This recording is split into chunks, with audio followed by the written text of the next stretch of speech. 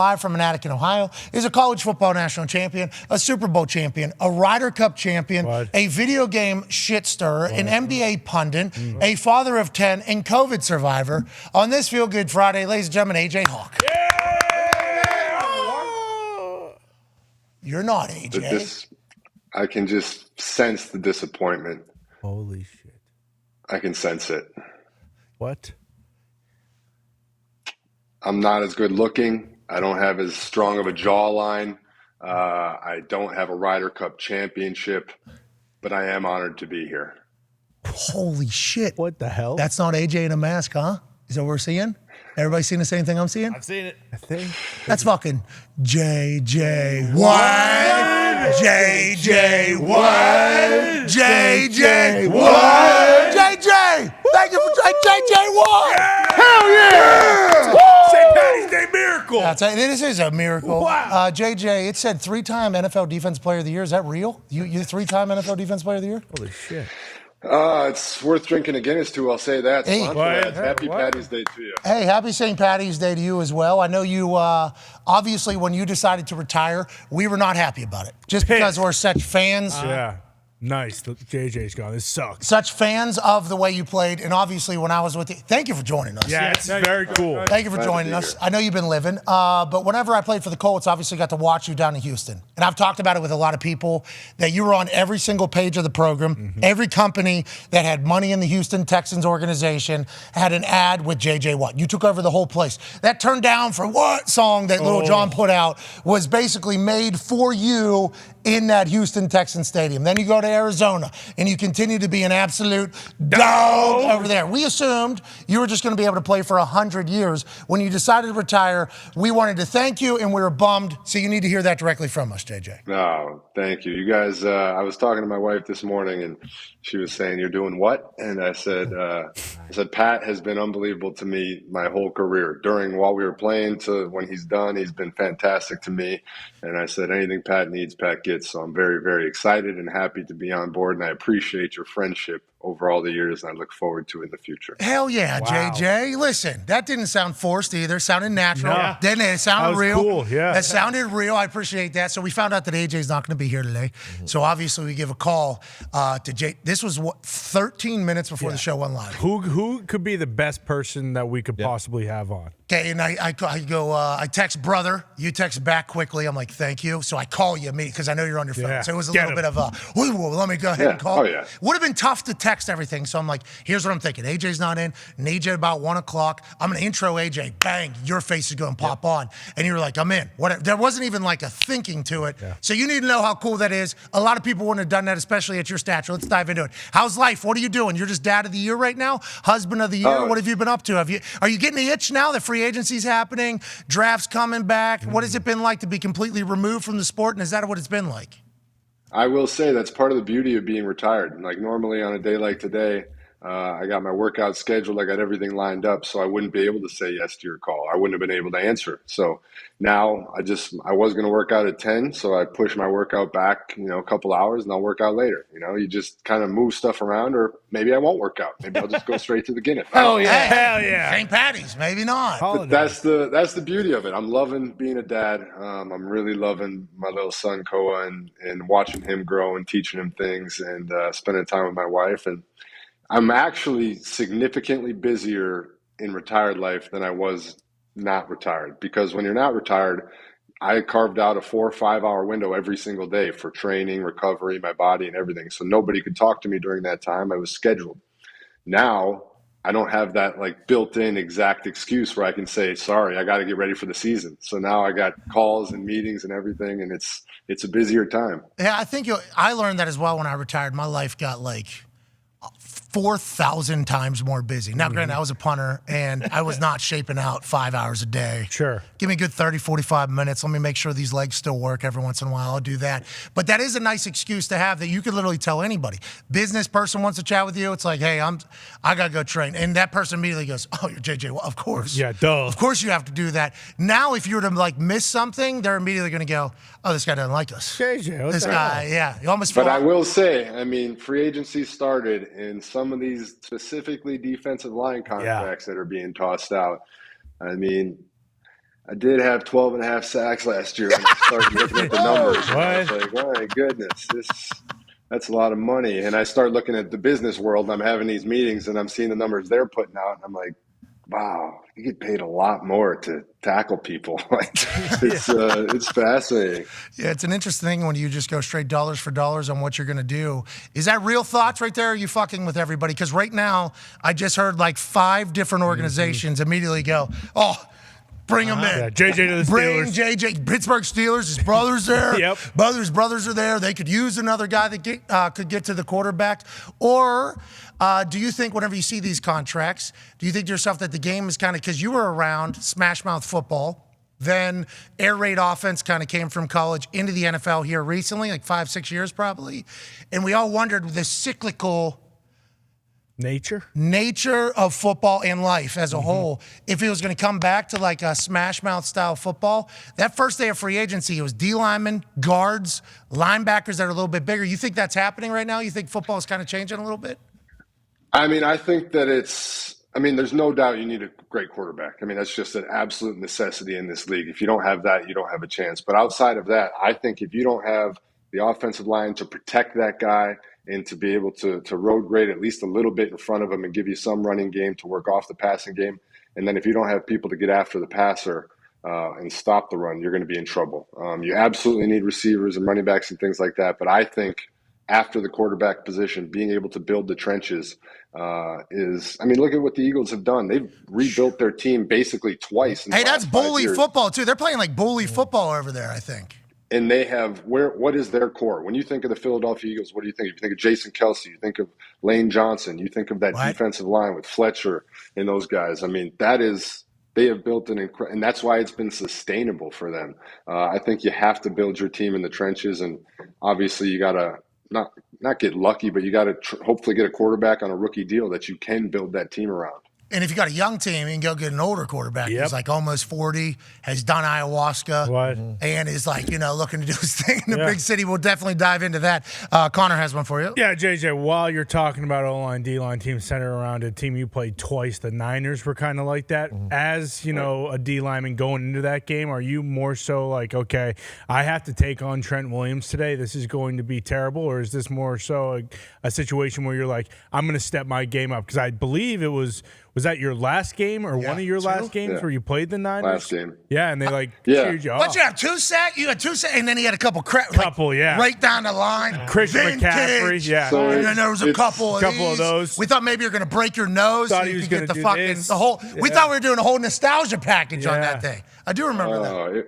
It was it's a fascinating thing because it's you as an athlete, it's both sides of it. One, you're like, son of a bitch, this is going to be a long day. Like, this guy is really, really good. It's going to be tough. I have to work significantly harder to beat him and be that much smarter. But at the same time, you also really look forward to those days because that is the pinnacle of sport. That is the pinnacle of competition, the pinnacle of athleticism. He is the best at what he does. I consider myself the best at what I do. Let's go out there and see who actually is the best. And I think those are the most fun matchups because you actually get to find out all the work, all the studying, all the film, all the tricks. We've been in the league for a long time. All the tricks and the little things you've learned over the years, you try and use them all. And sometimes he gets the best of you, sometimes you get the best of him. But it's a lot of fun to play that little chess match. Okay, I could imagine. I assume he thinks the same way about whenever you're playing, no matter what year it was. J.J. Watt's here. There's obviously tackles. I know a tackle in specific that played for the Colts that, like, J.J. Watt week was miserable for this man. Like, it was miserable. I'm a massive fan of his. He is a massive human being. I think you probably know who I'm talking about. Big Paisano, happy St. Patty's to Costanzo. Yep. But, like, Costanzo, I would eat dinner, like, the night before with Costanzo. He would be at the table, and he's good. I get along with him. And I would just read and he like, you want to see the fucking notes that I have for JJ? And then, like, the notes for JJ versus, like, other people, just vastly different. You were a nightmare for people. And I think because you were, and because the human you were, obviously everybody was interested in everything that you did. There was a story that came out where you, like, fell asleep at, like, what was it, like 9 p.m. or something like that. You woke up like 4 a.m. every single. Do you remember this? And is that accurate? Is that how were you that structured? And is that why you were so good? I mean, I don't know why I was fortunate to have such a great career, but I was very structured. I definitely was taught early on, first from my parents and then from great coaches and mentors along the way, that you can be extremely talented and be successful, but the way to make it last and the way to be better than everyone for a long period of time is to have a plan and stick to that plan. You can't just kind of figure it out as you go, and obviously you're tweaking as you go. But I was in bed at 9 o'clock most nights. I mean, I still am now, just because it's a habit. You're up early, you're eating healthy, we're lifting. I mean, I never wanted my preparation to be the reason that I failed. I never wanted to look back on my career and say, if only I got more sleep, if only I worked out harder, if only I ate better. If I didn't, my injuries are my injuries. That's always going to be one of my biggest regrets, is that I never fully understood how great I could have been if I never had the injuries. But those But are how two do you things. stop that? I mean, You I don't know how snap you my leg in half. Like you don't stop snapping your leg in half. That wasn't a training thing. Yeah, but more milk, right? Remember? Yeah, You're bones are milk. weak. But it's just like, I wanted to look back and be proud, and I wanted to know, like when I left the game, when I did, I wanted to look back and say, you gave it everything you had, you enjoyed every second of it, and you did the best you could, and that's the way that I left the game. And I'm fortunate to have left it on a proud personal season. Obviously, I wish we had significantly more team success, but I'm proud and I'm happy, and that's why I'm not coming back, because I'm happy with how I left it. Yeah, I made the Pro Bowl my last year as well. You got 12 and a half sacks. Now forever, during this free agency time or in the middle of the season, when something goes wrong at a position, you'll get a text from people. Like every season since I've been retired now 6 years. Yep. This will be my 6th season. Every single season, at least 2 teams will send a text like, hey, any thought of maybe, like we need you 3 weeks. Could you do it right now? What do you think? Could I be top 32 in the world right now? Yes. I think so. If I had to get through a couple games. Hell yeah. If I had to get through, I'm in better shape now than some of the years. You've seen me. I'm in better shape now than some of the years that I was in there. But like going out on a high note where like maybe not media knows, but like coaches saw me my last year and they're like, yep. If this guy, so I'll just get a text randomly from some people and they're like, hey, could you give us 3 weeks? Like, I think that's going to happen to you a lot next year. Have you thought about that? So if you went into this season, like let's say somebody called you in November and you were like, okay, like let's say for this sake, you were going to do it. What is your number one biggest concern? Is it like injuries, is it meetings? And what is the number one thing you'd be most excited about? So I think biggest concern would be this program. Trying to do this program because we got 13 employees now. You know what I mean?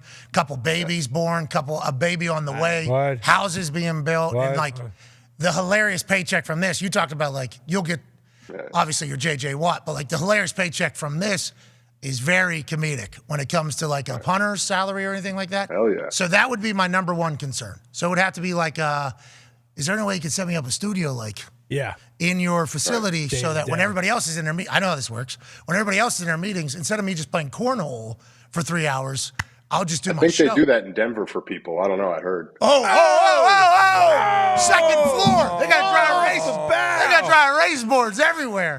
So that would be my biggest thing. How about you? Like, I'm sure you and your wife who badass, right? Koa is going to be an absolute dog. Can't wait to see what Koa grows into. But have you and your wife talked about like late in this? It happens to me, and I am a punter. It's going to happen to you though. You're going to get that text. It's going to happen. Yeah, but like if I was training and I'm training, but I'm not running. Like I have not run since the season. So you wouldn't want to ruin your legacy, is what you're saying. You don't want to go you would put on tape. I thought about that a couple times too. It's like I'm not ready right now. I don't want to look like shit. You're thinking of that forever. 1,000%. Like I don't want to go back and have my last memory be something. I like the way that it went. I mean, like I said, I wish it was better from a team perspective, but my last game, my son was in attendance, my wife was in attendance, my parents were in attendance. I got 2 sacks. The 49ers organization was incredible in my send-off. I mean, they put a video on the board and the opposing fans gave me a standing ovation and chanted my name. Like forever, that is the final image I have of my NFL career. I don't want to go back and, either get injured or play like shit. Or just have my last minute. Like right now, I can always look back and be very happy and proud. And now can you look at it the other way and say, well, maybe you're going to win a championship. Maybe then your last memory is better. Yeah. but that's not a gamble I want to take right now. I'm happy, I'm good, and I got a little son who I can spend a lot of time with. I'm happy that Hard Knocks got to document it too, because I think every human that watched it was like, hey, you deserved it, pal. Honestly. Unreal. I don't think I've ever talked to any player that has ever said anything like, JJ's a fucking dog. Like, that is exactly whatever. You talk a lot of shit, though. Hey, I didn't know that. I give a lot of credit to the NFL Films people, because I did Hard Knocks back in 2014, and it was good. But I would have done things differently, certainly. And so this time around, when I heard we were getting Hard Knocks, I was like, oh, I don't want to do it. Like, I don't want to be involved or anything. But Steve, the producer, who's incredible, he came in, he said, trust me, we're going to make it great. And he's one of the first people outside of my family that knew I was retiring, because I kind of let him know, like, this is going to go down. Like, I just want you to be ready and have an idea. And so from that point forward, he was incredible in saying, like, hey, we're going to do this the right way. We're going to capture all this content and give you the raw footage so you can give it to Koa someday. I want him to be able to see your practices, your games, the impact you had. So the NFL Films and Hard Knocks people were truly incredible. And even up to that last meeting where I cried when they played the video, they asked me going into that meeting, can we mic you up? And I said, no, I don't want to be mic'd up. Like, it's my last meeting. We've already done all the sentimental stuff. They don't have anything planned. And thankfully they were in there, because that's a memory now that I have forever. And Koa, we'll get to see, like, them talking about, like, because I had a chance to golf with the Mannings a couple of weeks ago.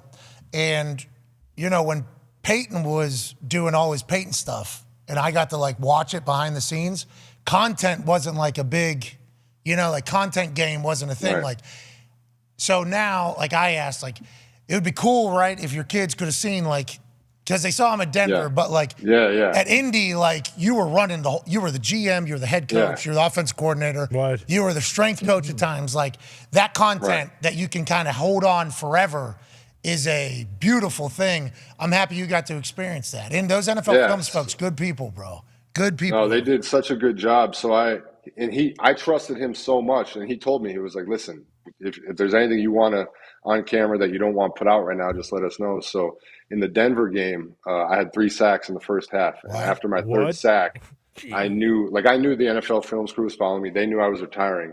So after my third sack, I sat on the bench, and I was kind of just looking around, like, I knew I was retiring. I just had a 3-sack game. So I just kind of looked at the camera, and I said, Koa, this one was for you. Oh. So, like, now someday I'll be able to show him that little clip of his dad, having a great game, and then looking and speaking to him in the camera, where he has no clue what's going on now, but hopefully when he's 15, 16, he'll be able to appreciate that. Man, that's incredible. In NFL Films, like, the people that we've all chatted with over there have been very nice to us. Awesome. Now, we've had to deal with the NFL through NFL Films, and that's been different story. I want to hear all this. Like, this is the stuff I'm fascinated about. Now, who knows if you get into it on there or not, but, like, negotiations, the talks, like, this is fascinating. Did you see the PAFL? Did you hear about this? The graphics? All right, so yeah. When we were hand drawing the graphics, I don't know if for like a week and a half, like, that just came out of nowhere. It was the NFL Films people were on our side, but they had to actually go do, like, battle with NFL lawyers. Like, hey, they're paying us a lot of money. They've been good partners. They pretty much make the NFL look good all the time. There's no reason for you to make them have to do this. And they've never encountered somebody that'll be like, all right, this is what I'll fucking do. Fuck it. And then I go, is this what we want me to do? Is this literally what we want to have happen? And we were ready to do it for the whole season. Wait till you see how we would have drawn you. Yeah. JJ. But yeah, the NFL Films people have always been very good to us. And if you think about all the mic'd up that they have, I mean, they've had to protect a lot of people. Yes. Oh, I mean, can you imagine if even with Hard Knocks, and, you got to do things certain ways because these teams are letting you in their buildings. But if you put out the real stuff, there'd be a lot of Emmys won, my friend. I think so. I think there'd be a lot of numbers. I think there'd be a lot of relationships ruined between coaches and players, just from my potential standpoint of what I've heard people say about this dumb motherfucker, talking about just in the heat of the moment, right? And then, like, oh, you're mic'd up. Oh, so somebody has that. Somebody has heard that somewhere. We need that person to We need to go ahead and get forever. We need to get rid of that. Shout out to NFL Film. Hell yeah. Honestly. Tone has a question for you, JJ. JJ, you talked about spending time with your son, so you're obviously not going to be a coach in football, but you're a football guy, so I assume you want to stay involved with football somehow. Have you thought about how you want to do that? I have, and I still don't know the exact answer. I mean, I'm certainly exploring the broadcasting aspect and just trying to stay around the game in a one capacity or another. Coaching is just far too time consuming. So terrible, bro. Who does that? Dude, it is the most, like, people don't, they get paid handsomely, which is understandable. Like, so I get why people, say, oh, they're getting paid. I mean, coaching, actually, if we really want to talk about people whose time consuming and not getting paid enough, training staffs, cafeteria staffs, and equipment guys. Oh, yeah. I mean, their hours are insane. But coaches, I mean, the whole reason for retiring is that you get to take your life back. Like, it's so that you get to spend your time how you want to spend it and enjoy the relaxation. I don't want to jump right back into a profession where I'm like, oh, what the hell? I should have just kept playing for 20 I got to fix a million, printer today. What am I even doing right now? That coaching life, you got to be made for it, I think, don't you? Yeah, you have to be a certain type of person, and you have to also have a certain type of relationship in family to be able to be away from your family from 6 a.m. until 10 p.m. every single day, and then going on the road and doing the combine. And then you take it to college coaching, and you're talking an entirely different level of commitment. It's incredible. So you got to be a certain type of person. You and me both, man. And then every human that comes on the show also, except for AQ. Yes. AQ Shipley signed up for it one year. He went and did the coaching thing down in Tampa. Yeah. As he was going in there, everybody that knows him is like, what are you doing? He goes, I want to, make guys better. I think I'm going to, okay. And then we're getting photos from him at 5 a.m. fixing printers. Yep. That's actually what he was doing. Jam. He was this is him. Yep. He's at 5 a.m. in the morning. I'm like, no. AQ, get the fuck. You played 12 years, dude. There's no reason to do this whole thing. That's the thing. I'm like, you play all this time so that you don't have to be sitting on the floor fixing a printer. Like that's why you put in all the time. Yeah. That's why you're sitting in frozen lakes in Wisconsin. That's why you're doing all the training. I know you've been a little bit checked out, playing some golf, enjoying the family, traveling a little bit. How's your family? How's your wife? How are we coming along? Good, bro. We're really good.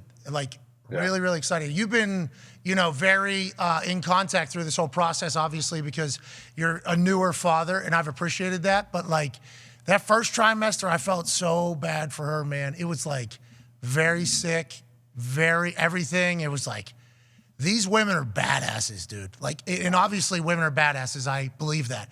But you go through a pregnancy and just what? Her body's just moving organs right now. Morphing. Her shit is just moving inside of her body so that a human could be. It's bananas, but all is good, man. We're very, very excited. Life is good over here. I'm pumped to be a dad, JJ. I'm pumped. Good. I'm glad. You're gonna absolutely crush it, man. It's gonna be so cool. I'm excited to watch your journey and see you guys. I'm happy for her. But like you said, once you're not gonna stop being impressed the whole way. I mean, what they're able to do, what their bodies do, also just the nurturing nature. I mean, something as simple as holding the baby for a long period of time.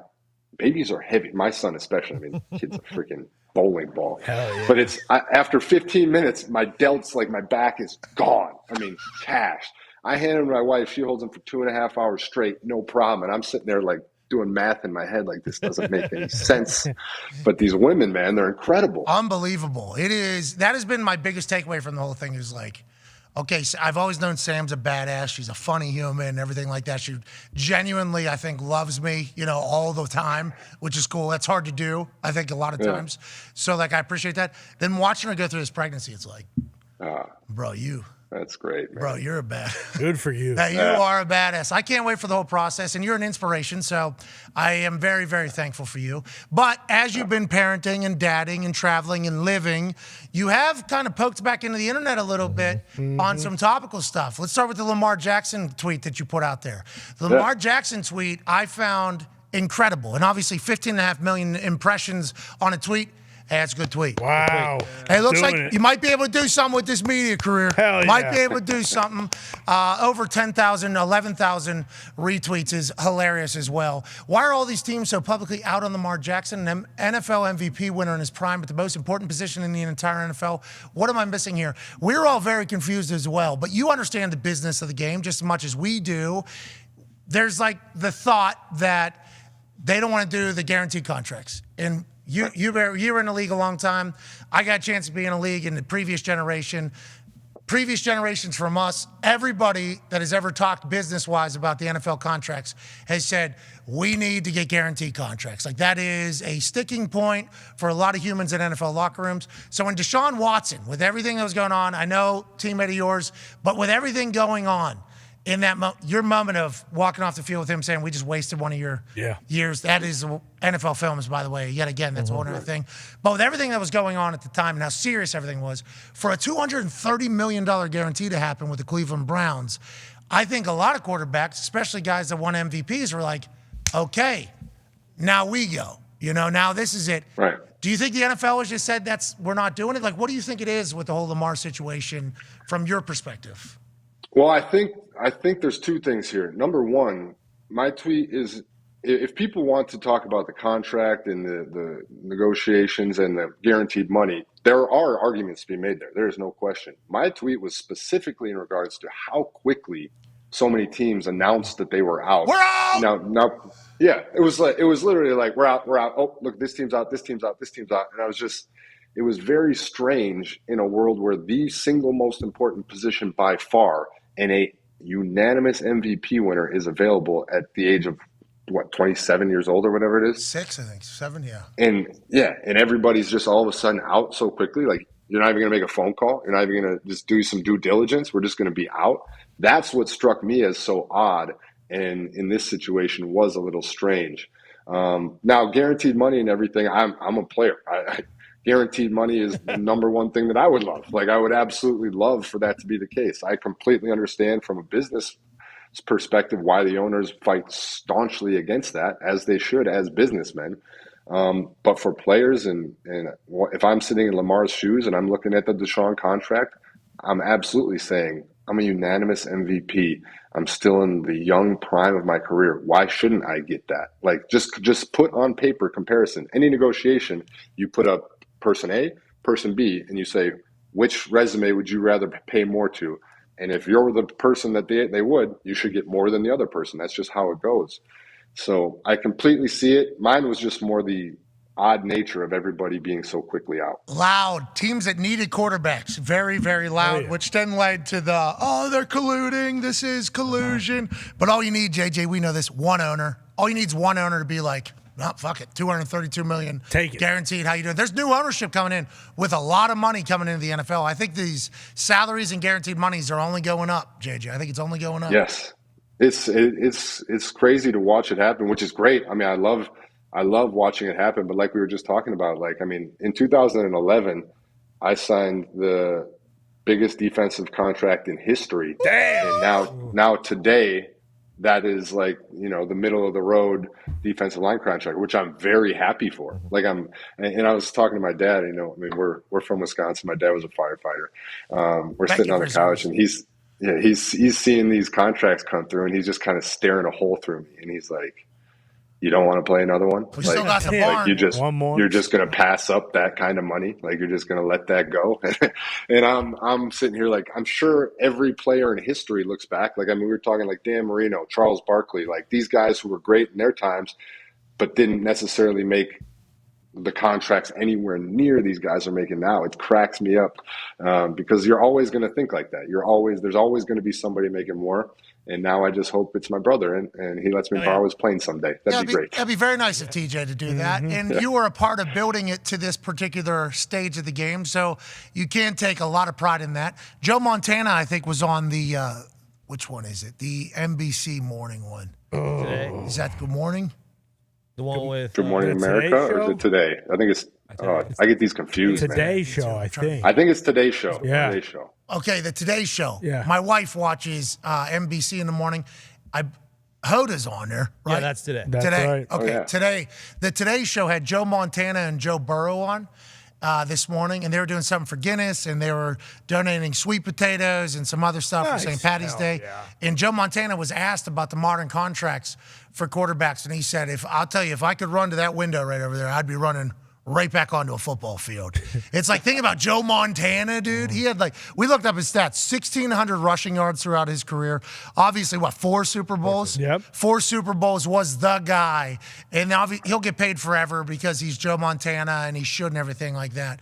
But those contracts back then versus what they are 10 years ago, let alone what they are now, Joe Montana's just got to be like, these fucking it's kids. incredible. Son of a bitch. They're doing their thing. There was another tweet that you put out that I think, sound some bells and raise some alarms. And I don't know the exact wording of it, but hey, NFL free agency draft reminder, if you're hearing a rumor, it's because someone wants you to know. If people want to keep something quiet, they absolutely can. It's 100% possible to do deals without any leaks. Now, the reason why I loved you tweeting this is because if we go back to when you decided to sign with Arizona, you were allegedly getting shirts and things like that shipped to neighbors and friends of neighbors' houses so that it didn't end up at your log cabin in Wisconsin because you thought the mailman might potentially see the delivery and tell somebody. So whenever you say that it's possible to do something without leaks, do you genuinely believe that it's possible, or do you have to do 1,000 different steps to keep something private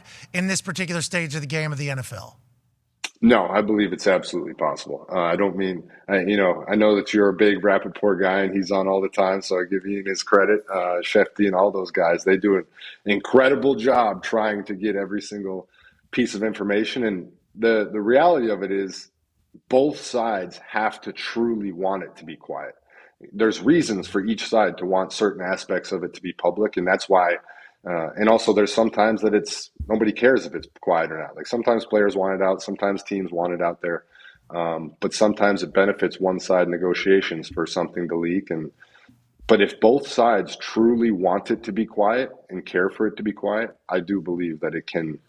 Because if the owner and if the player both make it very clear to everybody involved, management, agents, everybody, listen, nobody's leaking any of this. They are the ones with the power to make that actually happen. And I was fortunate in my situation down here that was the case when I signed here. Is we were both in agreement that nobody's going to say anything about this until I get to announce it myself. Till I'm under a squat rack. Hell yeah. What? Doing my thing. You're not under a squat bar right now, right? Ever again? Oh yeah, I just squatted on Friday. Or no, yesterday. Are you doing that forever? No, not forever, but it's an interesting thing to transition your workouts. It's very interesting because you have old habits and you have old ways and you try and figure out, okay, I'm not training for anything, but I do want to look good and feel good. But I am capable of lifting these heavy ass weights. And I do want people to know, still got it. If I have to, I can beat the shit out of you. Hell yeah. So you're like, all right, should I put 405 on the bar today? But there's no reason for it. But then I'm just going to put 315 on.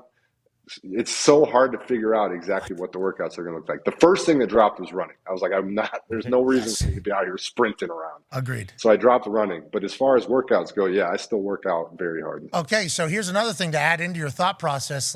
What are you saving it for, too? Why not do 405? Yeah. I don't need my legs to be fresh at all. Nope.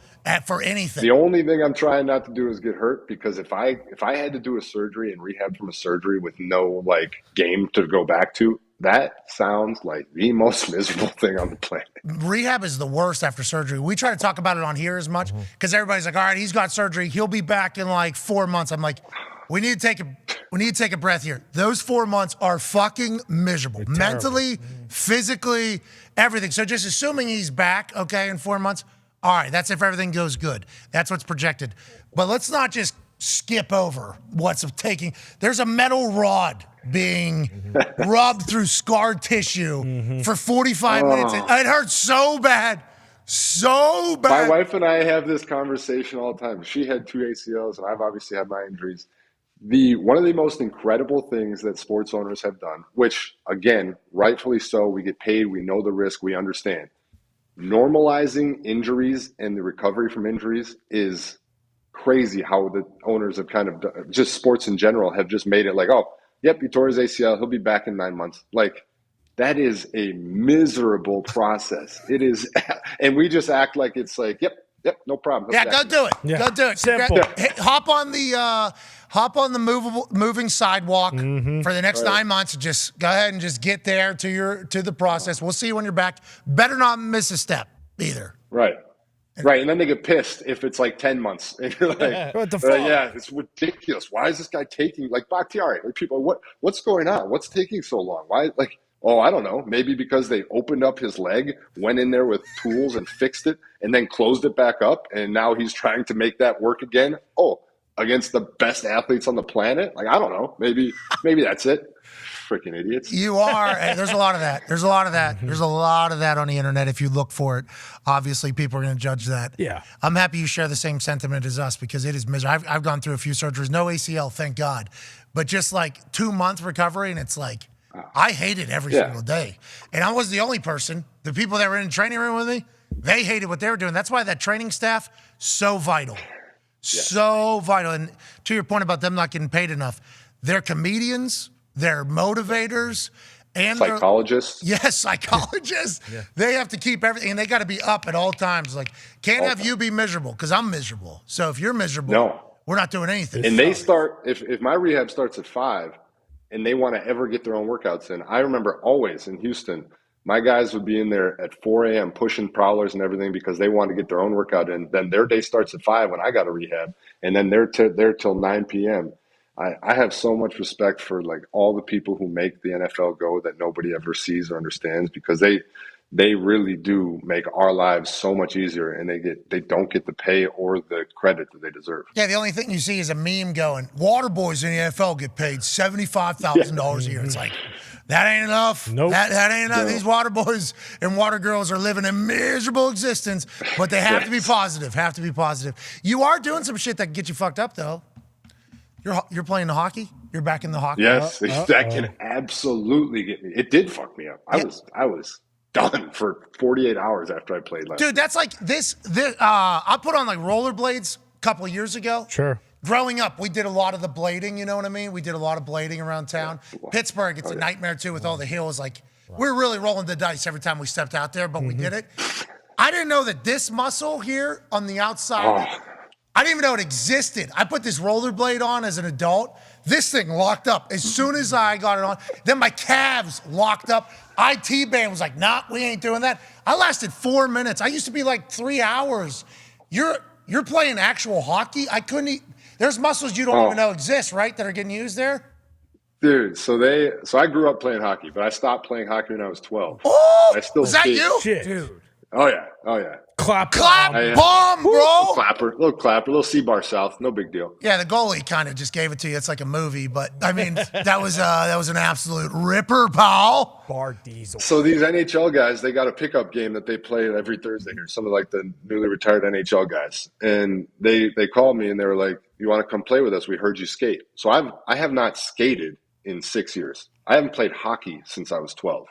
But I kind of have this thing now where I'm retired, where I'm like, just say yes to stuff. See what happens. Yes, man. Yeah, there you go, Jim Carrey. So I show up. They have a full bag of stuff for me. We'll get into it at another time about 99, the helmet. Can't fucking wear it. Drop them, yeah, dude. Can't fucking do it. I know Wayno's legacy. Nobody needs to tell me about Wayne Gretzky's legacy. Wayno, pretty good. Wayno, pretty good. You don't fucking Pretty know. good. Pretty good.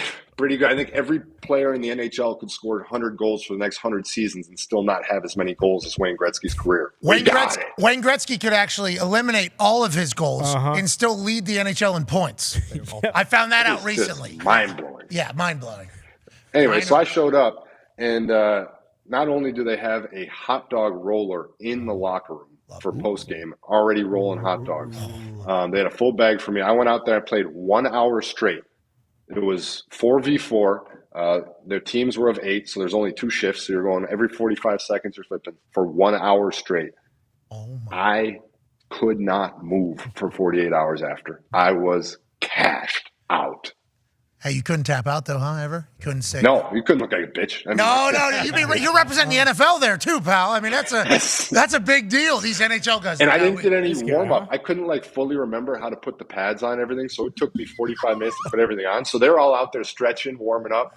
I get out to the ice. As soon as I step on the ice, they blow the whistle. Like, all right, here we go. I was like, dude, I haven't warmed up at all. I haven't skated in 6 years, and they just said go. So my first breakaway, I got so fucking excited that I was on a breakaway. Just fell flat on my face. Nice. Oh, no. Hey, they knew it though. Your brain was where you needed to be. The feet just weren't there yet. They were coming. Feet weren't keeping up. Yeah, it was great, man. How tall are you on skates? You're gonna be what, like 6'8" on skates? Probably like 6'8". Yeah, tall drink of water. Tall drink of water goes down hard. That's a long way. Mm-hmm. How's the golf game? Speaking of other sports, how are we coming? Well, I played at a really nice golf course that doesn't need to be mentioned, and I will tell you what. I learned quickly that I'm not anywhere near a good golfer at this particular point. I played with a guy that was really good. Like, obviously, Peyton, incredible at golf. Eli, I guess this is brand new. I didn't know this is phenomenal golfer. I think he shot a 75. Whoa. Like, Oh, my God. Eli. that's not normal, though, I guess. The way they were chirping Eli, it was not what he was doing was not normal. I've never played with him before, but context clues were telling me that this was potentially a brand new Eli, you know? Like very similar. Well, we don't see that often. And then like next hole, wow. Who is this guy? Yeah, Wow. like a lot of that. I'm like, oh, this is new. Was the course that shall not be named, did it live up to every ounce of hype? Yeah, it was awesome. It was phenomenal, that course. Yeah, it was. You know which one I'm talking about? I have an idea. Oh yeah, because we shared it. We shared it in the Golf Digest wrote an article about me potentially golfing with the Mannings on a course that I've not one time have I said a single thing. And every comment underneath it was guessing one particular course, and I was like, I don't. What are you guys talking about? I don't know. I'm not But seeing yeah, that. This is crazy. It was great. It was me. No way. My brand of white there. No way. What are you guys talking about? But I played with a guy in the group. He shot 70, like straight up. No breakfast ball, no mulligan, no nothing. Guys I'm fortunate. I live out here and I play with Ram all the time. And watching that guy hit the golf ball, I'm like, we're playing different sports here. We're not even playing the same sport. Ram's a bomber too. He goes like a little half swing, right? Yeah. He does like a little. It's diabolical. Yes, a little half swing, but he generates an insane amount of power, and he can literally just pinpoint what inch he wants to land it on. It's incredible. Has your game since going to Arizona gotten better? It had to, right? There's so many great courses out there. Yeah, still not good, but I played the Waste Management Pro-Am out here, which was a big step for me because I've never been confident enough to play in any Pro-Am, so I was proud of that. I know I've talked to you about Tahoe before, and every single year I've said, no, I'm not good enough. This is, I think, the first time that I've ever actually been like, I cannot embarrass myself, so I'll at least play because I won't be embarrassed. You're coming Tahoe? I haven't fully confirmed it yet, but this is the first year that if they ask, I think I might say yes. Ooh, JJ. That'd be good. That'd be good for the Tahoe. Is it worth it? I mean, it seems incredible. Dude, yes. All time. It is. I didn't know. You walk with Ram? You guys ride carts or walk? We've done both. I mean, he lives right down the road, so we play together all the time. Oh, biggest contract 2011. Yeah. Me and Ram are pals. I'm just doing cool. Yeah, it's no big deal. I'm just trying to. I mean, I keep telling him like, dude, whatever. Like, what's Liv offering? I'm just in his ear, like, what's like just like what's the number looking like? It's got to be like 250, 300 million for you, pal. Zalatoris. I mean, Zalatoris is 130 allegedly. 135. He said 135. no. He said no to. It's like. That must be nice, bro. You talk about your dad being a firefighter or whatever? Yeah. It was like my dad was a truck driver. And like I'm hearing what people are getting offered. And I'm like, must be nice to be in a position to be like, no, I don't want $150 million. Oh, is that right? Yes. That's a different. You have some very strong convictions. I respect that greatly. I remember at Waste Management, though, you had Zaven, who's another fucking huge. Yeah. House. Because I think in the Hard Knocks, he's standing next to you a lot. So like big dog, big guy. Yeah, but I think like in comparison, You don't see it. you don't see it. Waste management, I'm just standing there, 150 milligrams in probably. Just got done with our show. We did not do the golf tournament. So I had no idea what I signed up for. yeah. I had no clue what I signed up for. So I'm walking in there just trying to find, holy shit, like what is this thing? Because they have that whole stadium. You know, they were being very kind. We're the last people there. Yeah, there's a guy rapping. Yeah, He was awesome. Yeah, Casey. Kelly James. Oh, I thought it was him. Talented guy. Eminem. But I'm like having a moment there where I'm like, I'm not supposed to be.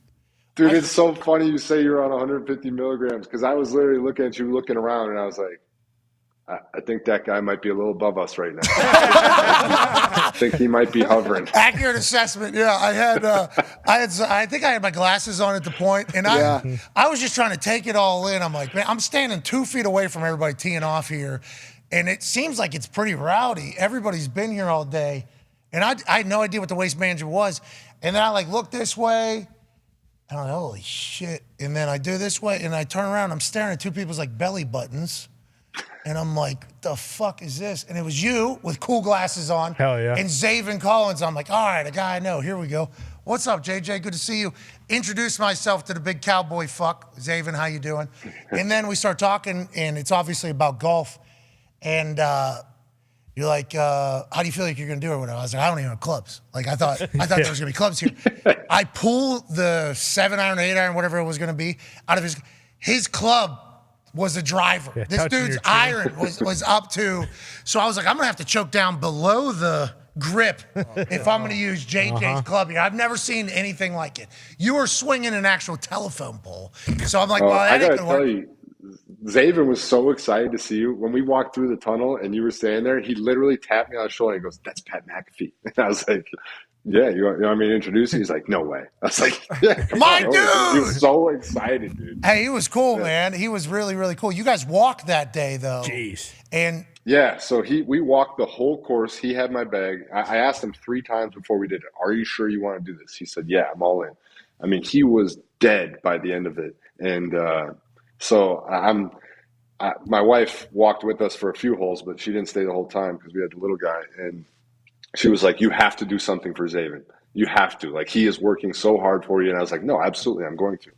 And I was trying to figure out, I was going to, like, frame his caddy bib in, like, the scorecard or whatever. But then he had reached out to me about George Strait and Chris Stapleton concert that's coming to Arizona. And he was like, hey, any chance you have a hookup on tickets for there? So Zaven being Zaven, I'm just going to put him and his buddies up in a suite for that concert instead. I figured that's a much better Zaven Collins. That fits him perfectly. So he and his buddies will go have some beers and have a good time at George Strait. He'll have those cowboy boots on. He'll be standing at 6'12". Yep. You know what I mean? He'll walk in there, the whole thing. He was incredibly cool. As were you. He's great. Hey, you're a good teammate, good mentor. That's very nice of you to take care of him. Because what I was going to say about Tahoe is that's the first time I've ever walked 18 holes. Bro. Brutal. What, dude? Interesting. Brutal. Blisters, whole thing. I was going into the lake because it was like cold tub in the morning. And I was just like sitting there like, please, God, make my whole body feel better. It is tough. Yes. That's not easy. If you had to do that 4 days, well, I guess they do it with practice rounds and everything. They do it like 5-6 days a week. Yeah. And I always just look, no offense to Rom, okay? He's your friend. I look at Rom, I'm like, this fucking guy. How's he doing? All right. Duffner was doing his thing. Like, if fucking Duff Daddy can do it. Like, Poulter. That was literally my mindset. Like, these, they're and like, Tiger snapped everything in his leg, and he was out there walking the next time, and they were like, can we get Tiger a cart? He's like, I don't want a cart. Now that I've done it enough, I'm like, get this man a cart. Now. For the love of yes. For the good of golf, can we please get this man a cart? It is a lot. I'm happy to hear you have the same problem. You had to walk the nice course? The course? Which course? The Tahoe? Oh, you're talking about with the main course? No, the other course. Yeah, we walked that one too. Yeah. I've heard that one's a tough walk. Oh, yeah, there was I was preparing for it though. Because I've been on this treadmill every Yep, and you're playing on the golf sim, then walking to the treadmill. The issue with the golf sim, that's what we're doing for Tahoe. Yep. Yeah. No way. Sim. No way. Yep. Yeah, that's Every Tahoe. shot. That was my biggest weakness by like day because I did the pro-am thing. What'd you shoot?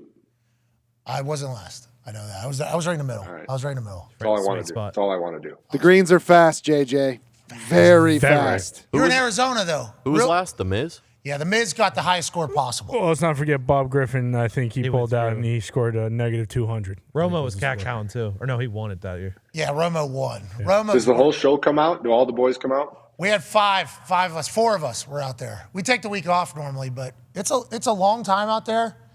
But have you ever been to Tahoe? You have, right? I assume you're. No, I've never been to Tahoe. Dude, it's I want to drink beers with the boys one time. That's What? what I want. Like, this crew seems like the crew I would love to just sit down. Hell yeah. hell yeah. Hell yeah. Hell right. Hey, Hell right. hell right. Yeah, Here's there to you go, Slancha. Hey, Slancha, pal. Happy St. Patty's. Connor has a question for you if you still got some time. I do. Absentee dad already. Good. Yeah, JJ, now that we're kind of, talking about the draft, and we actually weren't, but we were about 20 minutes ago. The main storyline, or one of them, is the quarterbacks, obviously. Kyler's a 5'10 quarterback. Bryce Young, kind of the 5'10 quarterback. You're 8 feet tall. You play D-line. If you're one of those top teams, is that a massive concern? Because there are guys like you going after him. Like for Bryce Young, if you're the Texans or the Colts or a team who might be trading up to 4, does that 5'10 size just immediately kind of count out Bryce Young? It scares the shit out of me, JJ. I don't think it should because who do you think he was going against at Alabama? Like, was he going against 5'5" defensive linemen? I guess he hung no. 450 on Georgia, they said, too. Like, Yeah, against Georgia. Yeah, like he was playing against. I guess Georgia's defense is tiny. It must be. But they that's what I think. Like, if you think the guy's a good quarterback, if you think he can make the right reads, if you think he can make the throws, if you think that he can get out of trouble when he gets in trouble, if you think he can lead your team the way you want him to lead your team, then why would you have questions over it? Do I wish that every single quarterback was 6'5", but also ran a 4.2, but also had the accuracy, but also had the agility? Yeah, no doubt. But you gotta you're trying to find the best guy that there is out there, and if you believe he's the best guy on your board, then don't be scared off by his height. Okay. Well, hopefully GMs will be smarter than I would be, because I see a human like you, and I see a human like Zaven. Yep. And I see Myles Garrett shirtless on Instagram. Duncan. And I see everybody else, and I'm like, 17 games is a long time. That's a lot of games. I don't disagree. I don't disagree with that. But I would also say, like, if you're looking at fragility, I mean, Tom Brady was 45 years old. He takes care of his body as good as anybody in the game, and he does unbelievable work with his pliability and all of that. But at the end of the day, he was still 45, but he knew how to not get hit. Yeah. He knew how to stand in that. He wasn't even Mobile. I don't want to get a text from Tom, but he's not the most mobile guy on the planet. No, so he's a 1,000-yard rusher. Yeah, 1,000-yard rusher in the He wasn't NFL. getting out of a lot of throws. So, like, if you got a guy who understands that he should not be getting hit, and he gets the ball out or he gets away from things, then you can manage that. They're talking about him being, like, special as a football player. That's like everybody's talking about, like, hey, this guy's a special football player. His brain, his ability to take it in and then literally dissect it and break it down days, hours afterwards. Like, that whole thing sucks for him. Yes. That's the only What are your Colts going to do? What are your Colts going to do up there? So I don't know, dude. That's what I'm wondering, because D'Amico, he's back. What are they? Right. What do they think? Who do you think they take? You've asked them?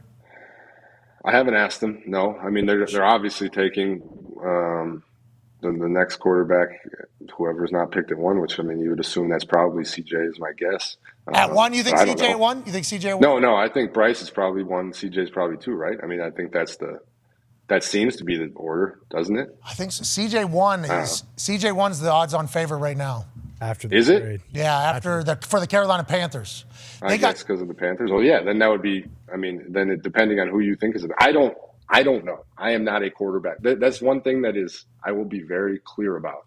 Is I've been in the NFL for 12 years, and I tell the broadcast teams this who interview me and everything. I'm like, listen, I can talk to you about the game. I can talk to you about the way the game is played, but like I'm not going to be able to analyze a cornerback's back pedal and tell you if he is going to be a great cover corner or not. And I'm not going to be able to watch a quarterback's throwing motion or his pro day and say that guy is going to be great.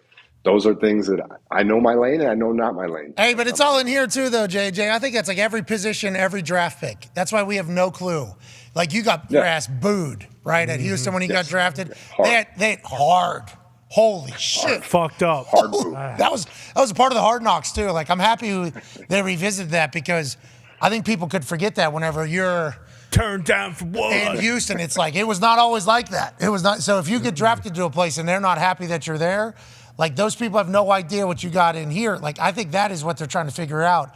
Who will work, who will learn, who will be able to become a professional. That's the hardest part of the whole draft process. Yeah. Yeah, go ahead. Go ahead. Keep moving. No, keep it moving. Could they have known that with you think? Is that what the Houston saw? You think you're like, I will relentlessly pursue greatness. I will go to bed at 9 a.m. I'll be in a fucking frozen lake in Wisconsin in the offseason. I will squat 405 pounds even after I retire just because it's like, I can. So I would like, is that what you think they saw in you? And how do you find that from people? How can you find out? I would imagine. I think that's probably part of the hardest part of these coaches' jobs in those meetings is every single player there is coached on how to speak, how to do your interviews. Everybody gets coached. So you have to try and figure out who's saying what they're supposed to say, who actually means what they're supposed to say.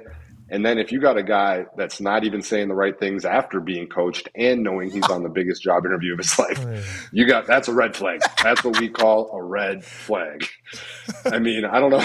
Like, that's some of these things, like guys who show up to the combine on like out of shape or they answer media questions wrong or anything, like that does have to be a red flag because you know that this is the single most important day of your career to this point. And if you couldn't even be ready for that moment, how the hell are your teammates, your coaches, and the organization going to expect you to be ready for 17 games throughout the season when there's all sorts of distractions, when you've got all this extra money on the table and everything? So I do think that you have to take that into consideration where you're preparing for the biggest job interview of your life. You have to treat it as such. Hey, those little things show up when they show up. That's real. You know, it doesn't show up till it shows up. And normally when it shows up, you think to yourself, like, oh, we should have known when this. That's like whenever people are running sprints and they don't touch the line. Like, not touching the line, obviously sin. But that's an indicator like, to a lot of it doesn't matter at all to the sprint. Yeah, it doesn't affect the actual workout. It affects everything down the line. You're willing to do that. Are you also willing to potentially fake film at night? Are you willing to potentially stay out a little bit later than everybody?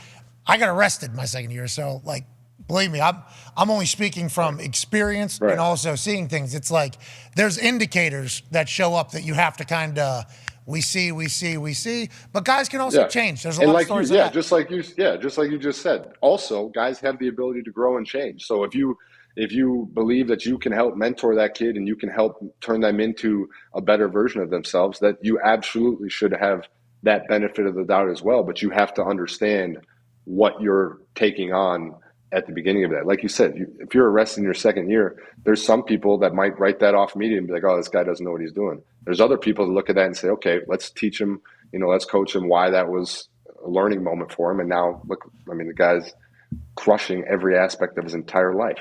Not everyone.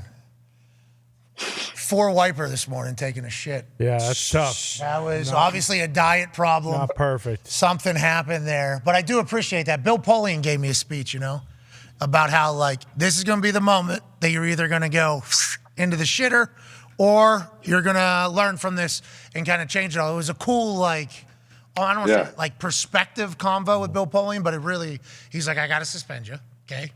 Right. He's got to suspend you. You need to not be drinking that early, that hard, Patty. Okay? Us Irish guys, we need to maybe put our tempers aside real quick during this conversation. Also, you need not be drinking what you were drinking at the time and what you were drinking it. Okay? All right, Bill. Fair. Wouldn't you rather like that? Those are the best type of like leadership conversations where somebody tells you hard facts, like you're going to be suspended. This is going to suck, but I'm telling you it's happening. I'm telling you why it's happening, and I'm telling you how to be better moving forward. Yeah. It's the ambiguity that screws people up from a leadership standpoint when you try and be nice to everybody and be friends to everybody and not make everything clear. If you just make things clear, concise, like that's why I'm not overly opposed to fines for being late and things like that. Because like, as long as you make it black and white from day one, I know it doesn't matter if I'm the starting quarterback or if I'm the last guy on the roster. If I'm late, that's a fine. Like, you understand it. It's clear rules and discipline that can give you the ability to lead. If it's all gray, then it really gets messy. Yeah, there's some places that don't have it at the highest level too. Like I don't want to. I'm not going to put you on a spot, and I'm not going to say any places that I've heard or anything like that. But there's some places where there is shit leadership, like, and it's happening in the NFL right now. Like, there's some stories that I hear out of buildings, and I'm like, what? How is that even? That's the NFL? Do they know that they can get cut, they can get replaced, they can get fired? Like, do people know that? It's almost like a sense of entitlement starts taking place. You need that type of accountability. I started, as you were talking about all that stuff, I thought to a storyline that's happening right now to a guy that you certainly know very well. D-Hop, right? D-Hop, they're in the middle. Monty is in the middle of a transition period with the Cardinals. Almost perfect time for you to contract come up and for you to step away with what they're going to have to do business-wise and everything like that. He potentially going to be traded, allegedly going to be traded, all signs pointing to being traded. If you listen to any Patriot, Mark. Bingo. You listen to any New England Patriot fan who's Yes. been very loud for like 20 years, last couple of years, a little quieter. Okay? Wow. Last couple of years, a little quieter. Very successful what they were able to accomplish. But Bill O'Brien's up there. Not going to ask you about your relationship with Bill O'Brien, but do you think that is something that's easily figure-outable between D-Hop and Bill O'Brien? Like, do you think that's something that would get in the way of a successful operation if he was to end up with the New England Patriots, now that you know both of those guys and everything about it? I think that it's a great question. It really is a great question. And I think that time can make everything different. I think that having time and growing and maturing and having the ability to look at situations from a different light or understand, we all know that this is a business at the end of the day, whether we like that it's a business or not. We all understand that, and decisions are made and things like that. I think Hop is a very smart guy, and he thinks through a lot of things. And I think that I also think that Bill is, and I think that there's things that they would be able to sit down and say, we're going to be able to do this with you. This is why we're going to be great. This is what we can. I don't think it's a situation where it would be like, oh no, you can't work with him. Yeah. I think Hop is very, very smart and good from that standpoint, where he's able to sit down, think through, and talk through a situation and amend things. I really enjoy my conversations with him, and obviously he's an unbelievable player. So I certainly don't think that it's a situation where that would be a deal breaker by any stretch. And everybody has those. I mean, even myself and Bill, obviously, we've gotten many battles over the years. Some of them fun, some of them not. But we still talk, and I texted him when he went back up to New England. So congrats on that, and look forward to sitting down, having a beer, and talking through some stories. Do you hear all the massholes right now? Yep. They're all very happy to hear that, because that's been the thing that has been used against New England Patriots fans. When Patriots fans are like, we got the space, we need a guy. Come on. This is a Bill Belichick move. D-Hop, when he came on the show, he said, I'm just trying to do my job. You heard him. He said Bill Belichick's line. He said, do your job. On Hard Knocks, too. And then all anybody says is like, Bill O'Brien, that whole thing. I think if Hop thinks he can win there, I think he would go. I think he is at a point in his career where he wants to have the ability to win. And so I think it more comes down to if he believes that that's a place where he does have a chance to go and win. I don't think the relationship, if he believes that's a place where I can win, I don't think that relationship would stop him from going there. 5X gloves. Yeah, no, it's his hands are the best hands. I've been in the NFL for 12 years, the best hands that I've ever witnessed in the NFL. It's incredible. He just and I'm proud of my hands, and so I hey, you got a couple tugs. Yeah. You got a couple tugs. Fades. But his are incredible, man. It's so fun. You throw the ball anywhere, 15 yards of hop, and it's coming down. You hit the jugs machine a lot? I used to. I didn't do it anywhere near as much as near the end of my career because I knew I wasn't catching balls ever. But yeah, I hit them a bunch early in my career, partially because of batted balls. Like the ability to catch a ball from short distance really was important. The SWAT, but let's turn that SWAT into a pick six. Yeah. See you later. They're very good at it. Yeah, TJ. Hey, he's going to get you think? Players of the year? Oh, absolutely. Yeah. Absolutely. As long as he stays healthy and is able to, he should pass me in every single category. And I sure as hell hope he does because is that real? You do hope? You do hope?